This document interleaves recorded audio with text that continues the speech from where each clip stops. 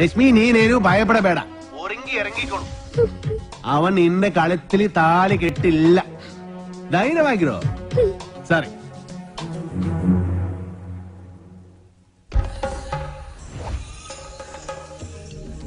ഏടാ ദശമുല കണ്ടു കാണുമെന്തോ ശിവനെ. എന്താ ഇവിടെ ബട വന്നു നീ അറിഞ്ഞോ? ഇല്ല. ഇന്ന് 11 മണിക്ക് നാഗേന്ദ്രൻ ആ ഡാക്ടർ പെണ്ണിനെ കല്യാണം കെട്ടാൻ പോണു. ഇനി നമ്മൾ എന്ത് ചെയ്യുമല്ലയ്യ? നീ ഒന്നും ചെയ്യണ്ട ഞാൻ ചെയ്തു. നാഗേന്ദ്രന്റെ എല്ലാ കാറിലും ഞാൻ ബോംബ് വെച്ചു. 10:30 മണിക്ക് പോട്ടു. നന്നായി. നിൻಗೆ ನನ್ ಬಗ್ಗೆ ಗೊತ್ತಿಲ್ಲ ನನ್ ಹಂದಿ മകനെ. ബോംബ് വച്ചത് മാത്രമല്ല കണ്ണടയിൽ എന്തോ ഗൊത്താനാണ് പ്ലാൻ. ശിവനെ, ഞാൻ ചെല്ലുന്നതിന് മുമ്പെങ്ങാനും ബോംബ് പൊട്ടിയ മുതലാളിയുടെ ഇറച്ചി കഷ്ണം കാക്ക കൊത്തിക്കൊണ്ട് പോവേ ഉള്ളു. മാറകാളെ അക്കന്മാരെ ദഹിപ്പിക്കാനുള്ള വെറുതും കൊണ്ടുപോകണം.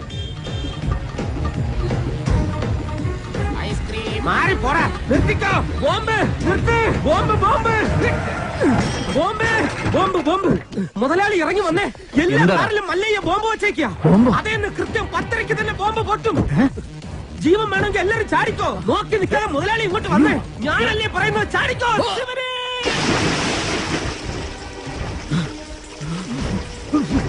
തലയിലേക്ക് ചാടല്ലടാ. ഇപ്പൊ പൊട്ടു മുതലാളി, വെയിറ്റ്. ചാടാൻ വേണ്ടി മല്ലയ്യ വരുന്നുണ്ട്.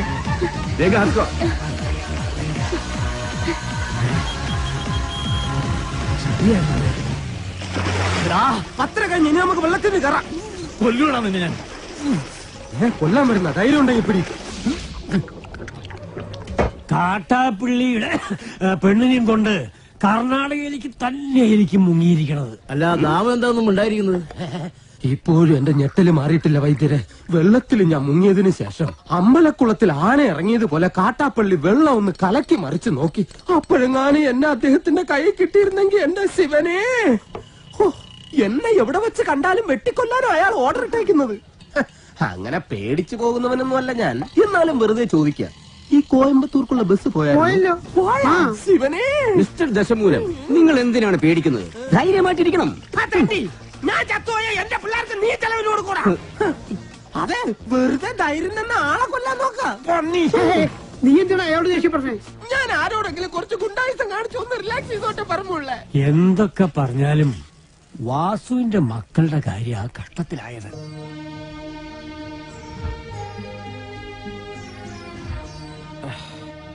മല്ലയെ ഇങ്ങനെ ചതി ചെയ്യുമെന്ന് എനിക്ക് വിശ്വസിക്കാൻ പറ്റുന്നില്ല. ഇത്രയും നാൾ കേട്ടതൊക്കെ വെറും കെട്ടുകഥകളാണെന്നാണ് ഞാൻ കരുതിയത്. പക്ഷെ ഇപ്പോ എന്റെ മക്കളുടെ ജീവിതം അവന്മാർ തകർത്തത്.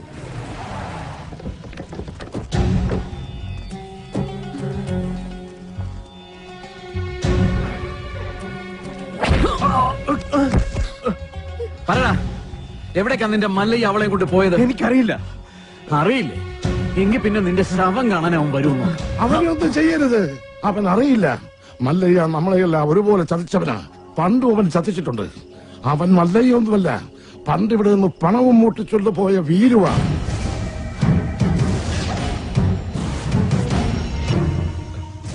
സത്യമാണ് ആശാനെ.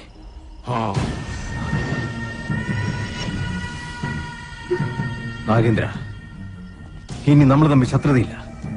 പക്ഷെ ഒരവകാശം നീ എനിക്ക് വിട്ടുതരണം. അവനെ കൊല്ലാനുള്ള അവകാശം. എന്റെ ശത്രുവിനെ നിനക്ക് വിട്ടുതരാനോ? പോടാ, നീ കാഴ്ചക്കാരനായിക്കോ. കണക്കുകളൊക്കെ എനിക്ക് തീർക്കണം. ജീവൻ പോകുമ്പോഴുള്ള അവന്റെ പെടച്ചിൽ കണ്ട് നീ രസിച്ചോ? ഇനി അവൻ രക്ഷപ്പെടില്ല. ഏത് മാളത്തിൽ പോയി ഒളിച്ചാലും ഈ നാഗേന്ദ്രൻ അവനെ പൊക്കിയിരിക്കും. പോടാ.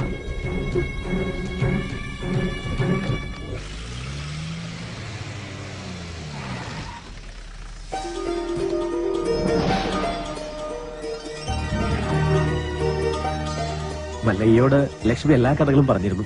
ഇദ്ദേഹത്തിന്റെ സഹായമില്ലായിരുന്നുവെങ്കിൽ. സ്നേഹിച്ച പെണ്ണിനെ കല്യാണം ആലോചിക്കാൻ ചെന്ന എന്റെ മകനെ അയാള് ഇനി ഇവിടെ വന്നെങ്ങാനും വരല്ല. അവൻ ആവശ്യം എന്നെ. ഞാൻ അവന്റെ അടുത്തേക്കാണ് പോണത്.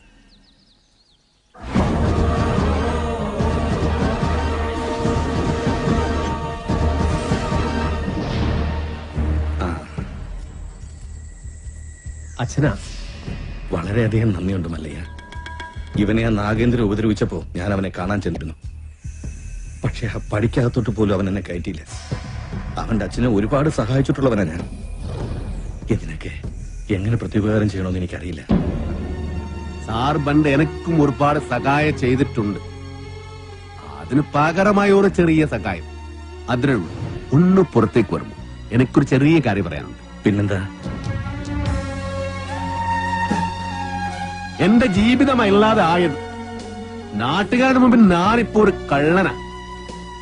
എല്ലാ സത്യങ്ങളും നിങ്ങൾക്കറിയാം. ഇഷ്ടകാലമായില്ല സാറേ, ഇനിയെങ്കിലും പറയൂ. മസനഗുഡിയിൽ വെച്ച് ഉണ്ണിത്താനെ ആക്രമിച്ചവനെ പിടികൂടി ചോദ്യം ചെയ്തപ്പോ ആര് പറഞ്ഞിട്ടാ നീ അത് ചെയ്തത്? അവൻ വീരുവിന്റെ പേരല്ല പറഞ്ഞത്. സാർ രക്ഷിക്കണം, എന്ത് വേണമെങ്കിലും ചെയ്യാൻ ഞാൻ. ഉണ്ണിത്താനോട് കൂറുള്ള ഏതോ പോലീസുകാരൻ ആ സത്യം ഉണ്ണിത്താനെ അറിയിച്ചു. കൂടെ നടന്നിട്ട് ചതിക്കായിരുന്നില്ലടാ. ലാഭം കിട്ടുന്ന വകയിൽ ന്യായമായ പങ്ക് തന്നില്ലെങ്കിൽ നീ ചതിക്കൂടാ. എന്ന് ഞാൻ നിനക്ക് കൂടുതലേ തന്നിട്ടുള്ളൂ. കണക്ക് പ്രകാരം എനിക്ക് ഇനിയും കൂടുതലേ കിട്ടാനുള്ളൂ. കുറുപ്പച്ച വേണ്ട, ഇത് നാട്ടുകാരുടെ പണമാ. ആ ദുഡിൻ പറ്റി ഏറ്റുകൊണ്ട് ഓടൂ. ഓടിപ്പിടോ.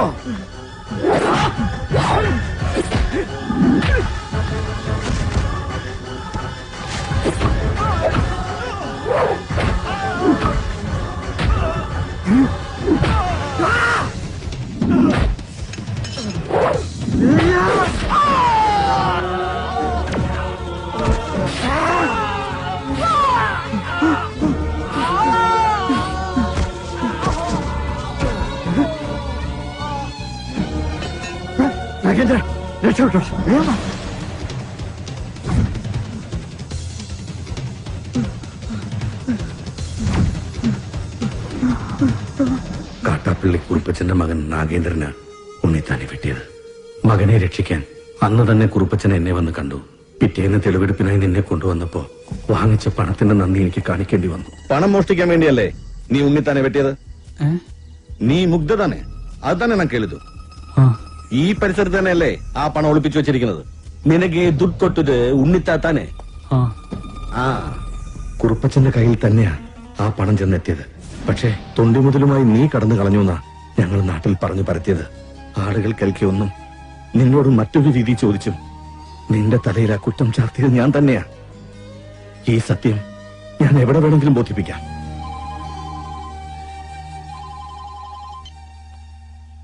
മല്ലയ്യ, മല്ലയ്യ വീരുവാണ് നാട്ടുകാർ മുഴുവൻ അറിഞ്ഞു. അവരാകെ ഇളകിയിരിക്കുക. നമ്മുടെ ബംഗ്ലാവിനോർ കല്ലെറിഞ്ഞു. ഇപ്പൊ ഇതാ തോട്ടത്തിൽ ഷെഡും കത്തിച്ചു.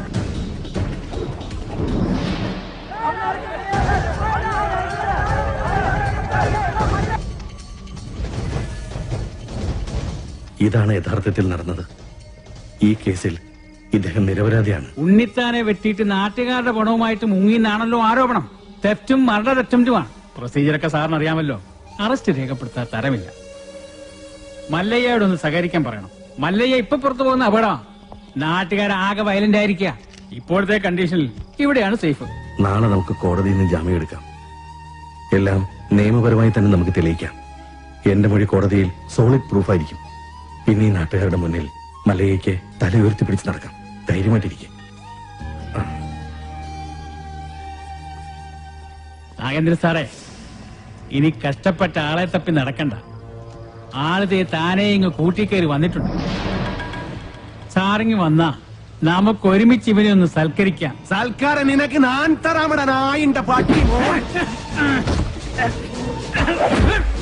നിനക്ക് നൻപക ಗೊತ್ತಿಲ್ಲ അന്തിമവനെ.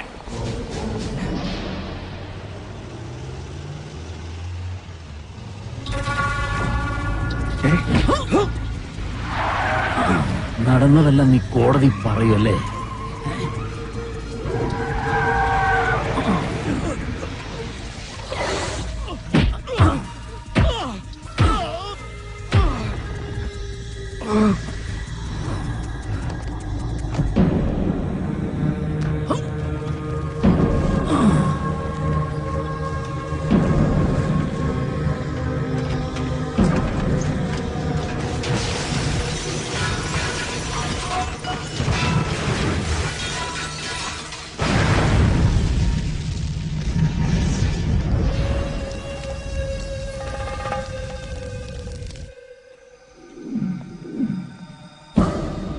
സാർ അറിഞ്ഞോ?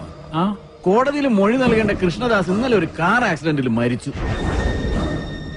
ഇനി ഇവൻ എങ്ങനെ സത്യം തെളിയിക്കുന്ന എനിക്ക് അറിയേണ്ടത്. എന്റെ റോള് തീർന്നു. കണക്കുകളൊക്കെ വേഗം തീർത്തണം. അതിവിടെ വെച്ച് വേണ്ട, നാട്ടുകാരുടെ മുമ്പിൽ വെച്ച്.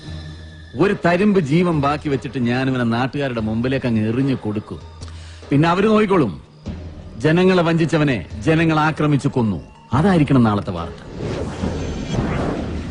അല്ലാതെ ഇവനൊക്കെ ജയിലിൽ പോയ കുറച്ചുനാൾ കഴിയുമ്പോ ഇങ്ങ് ഇറങ്ങി പോരും.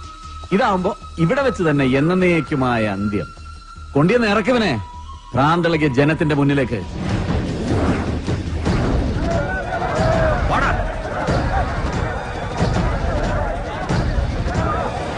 നമ്മളെ ചതിച്ചുണ്ടാക്കുക ഇതെല്ലാം. അവന്റേതായി ഭൂമിയിൽ ഒന്നും ഉണ്ടാകാൻ പാടില്ല. വെട്ടി നിർത്താനല്ല, വെട്ടിക്കളയണല്ല, അരിഞ്ഞ് തള്ളണ. പോ.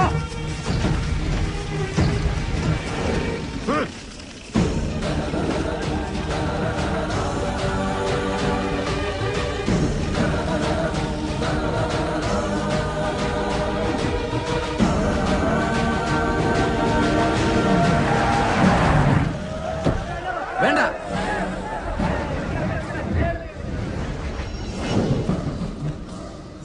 കണ്ടോ?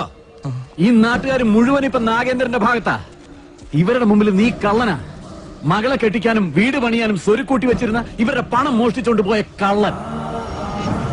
എല്ലാം കൈവിട്ടു പോയല്ലോ ഗോപാല. ഇനി എന്ത് ചെയ്യും? സത്യം അറിയാവുന്ന ഒരേ ഒരാൾ ഉണ്ണിത്താൻ മാത്രമേ ഉള്ളൂ. ഇനി ഉണ്ണിത്താൻ സംസാരിക്കണം. ഇനി നീ എന്തൊക്കെ വിളിച്ചു പറഞ്ഞാലും ഇവരാരും വിശ്വസിക്കില്ല. ഇപ്പൊ ഞാനൊരു വിരൽ അണിക്കാൻ മതി, ഇവിടെ ഒരു പട്ടിയെ തല്ലിക്കൊല്ലുന്നത് പോലെ നിന്നെ ഇവർ കൊല്ലും.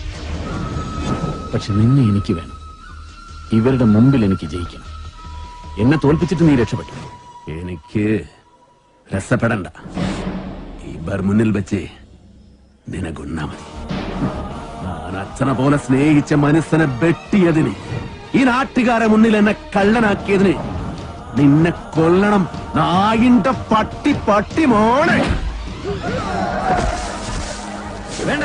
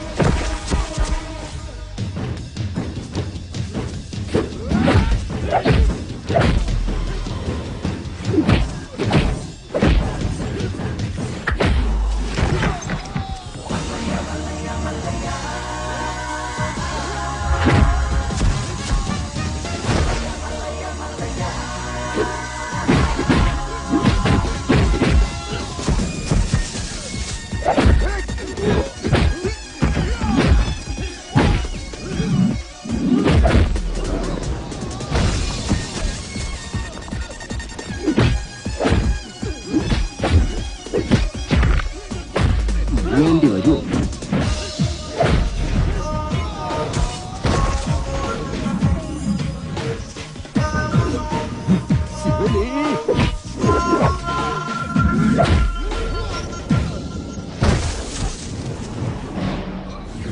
ഇദ്ദേഹത്തിന്റെ സംസാരശേഷി ഒരിക്കലും തിരിച്ചു കിട്ടില്ല.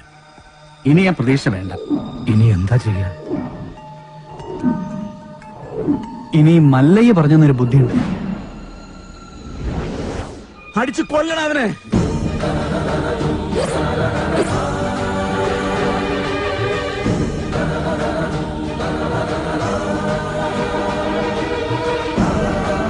ഉണ്ണിത്താൻ സംസാരിച്ചേ, ഉണ്ണിത്താൻ സംസാരിച്ചേ, ഉണ്ണിത്താൻ സംസാരിച്ചു.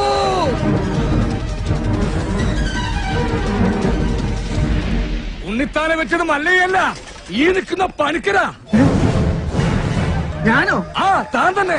തോന്നിയാസം പറയരുത്. ഒരു തോന്നിയാസമില്ല. ഉണ്ണിത്താൻ സംസാരിക്കാൻ ചെയ്ത് ഞങ്ങളത് കേൾക്കാൻ ചെയ്ത്. അതെ, ഞാനാരെയും കുത്തിട്ടും വിട്ടിട്ടൊന്നുമില്ല. ഉണ്ണിത്താൻ വെളിവില്ലാതെ വല്ലതും പറഞ്ഞായിരിക്കും. അയ്യോ എന്നെ ഒന്നും ചെയ്യരുത്. ഞാനല്ല ഉണ്ണിത്താനെ വെട്ടിയത്, ഈ നാഗേന്ദ്ര മുതലാളിയാ. ഈ നാഗേന്ദ്ര മുതലാളി വെട്ടുന്നത് ഞാൻ എന്റെ കണ്ണുകൊണ്ട് കണ്ടതാ. എന്റെ മക്കളാണ് സത്യം. പറ മുതലാളി, പണമടങ്ങി ആന കുത്താൻ വന്നാലും നെഞ്ചും വിരിച്ച് നേരിടണമെന്നല്ലേ? മുതലാളിയാണ് വെട്ടിയതെന്ന് നല്ല അന്തസ്സായിട്ട് നിന്ന് പറ.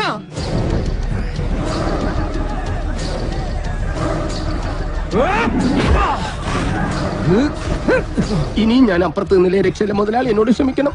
നീ നാട്ടുകാരെ പൊട്ടം കളിപ്പിക്കലടാ നായിന്റെ പട്ടി മോനെ.